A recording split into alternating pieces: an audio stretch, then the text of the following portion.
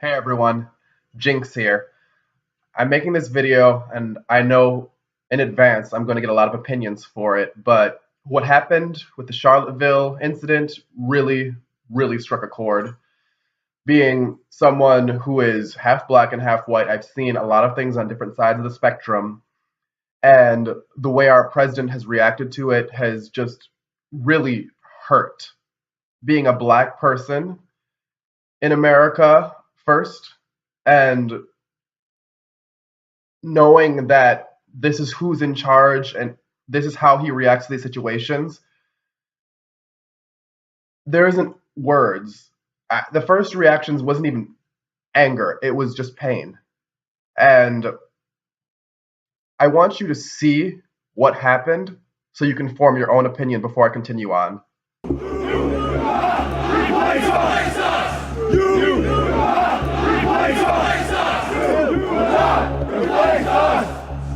Jews will not replace us! Jews will not replace us!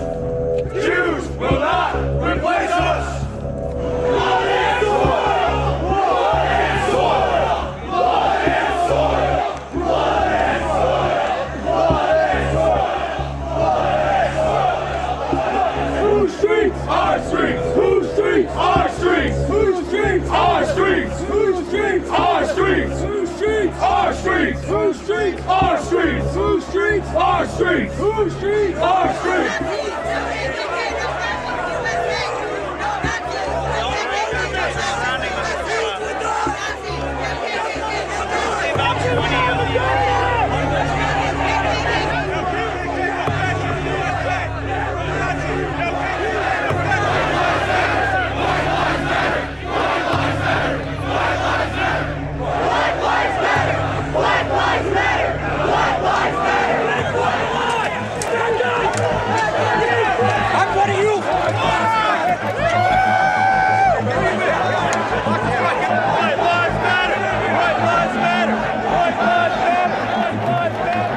So you saw the chants, you saw the KKK, you saw the neo-Nazis, you saw the white supremacists, you saw the tiki torches, and what you didn't show, the video didn't show, was a helicopter went down, a car ran through a group of people, someone died, and there were just people getting bashed by tiki torches, and it goes on and on and on.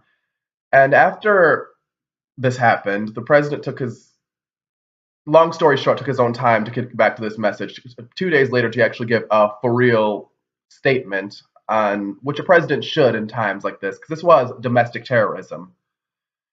And ultimately, it was very scripted, and it got to the core of the matter. However, here is what the Grand Wizard of the KKK said in response to it.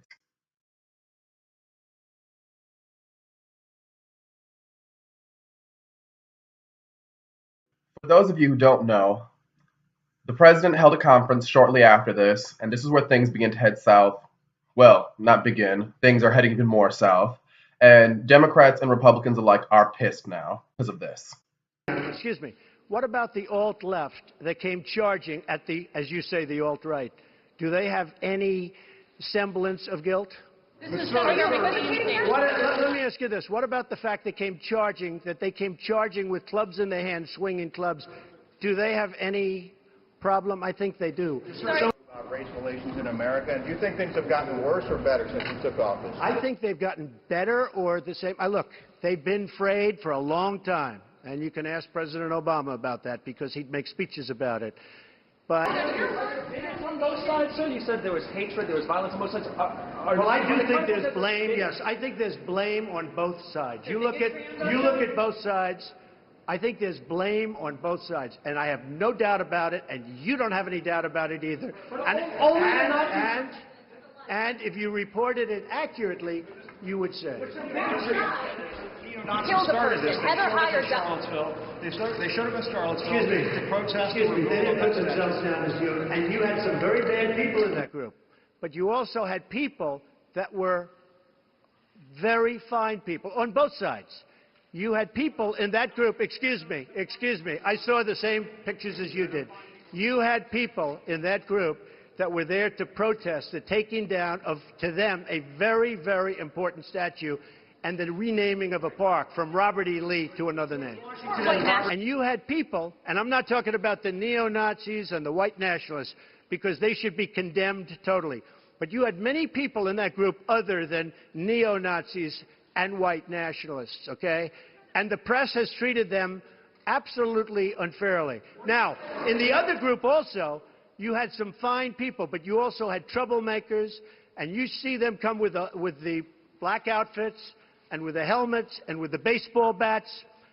You had a lot of bad people in the other group too. Treated unfairly, sir. I'm sorry, I just didn't understand what you were saying. You were saying the press has treated white nationalists unfairly? No. I just didn't understand what you were saying. No. There were people in that rally, and I looked the night before. If you look, there were people protesting very quietly the taking down of the statue of Robert E. Lee. I'm sure in that group there were some bad ones. The following day it looked like they had some rough, bad people. Neo-Nazis, white nationalists, whatever you want to call them. But you had a lot of people in that group that were there to innocently protest, and very legally protest, because, you know, I don't know if you know, they had a permit. The other group didn't have a permit. So I only tell you this, there are two sides to a story.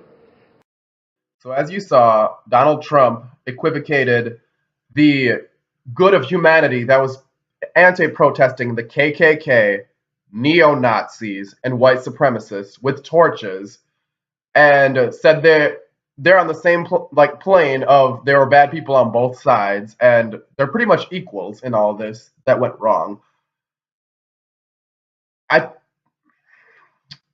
I'm very offended, being a peaceful protester, being a minority, being someone who stands against hate, being a gay person, homosexual person in America. Those are not the same. This is a black and white issue. This is simple. That is evil. This is the good in the world. People standing up for one another. They're not the same. They're not equal. There cannot be. And to say there are good people on the side with the Nazis and the KKK and the white supremacists, if you're a good person, you don't, and you just happen to protest because in your heart of hearts, you think the statue should be up there, right? And you go there and you see people with torches, you see people with Nazi flags, you see people chanting White Lives Matter, you see people chanting Nazis, all this stuff. I'm sorry, you're not a good person. I don't care if you're Mother Teresa. If you mingle with people like that and you're with them, I'm sorry, you're not good. So that goes out the window to me.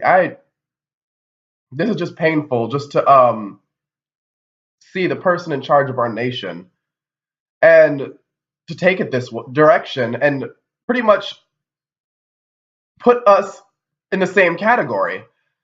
So once again, many Republicans, many Democrats, and many people in between have expressed just how offensive and un-American this is, and especially due to our painful, still healing history. This is what the Grand Wizard of KKK and neo-Nazi leader Richard Spencer had to say about this.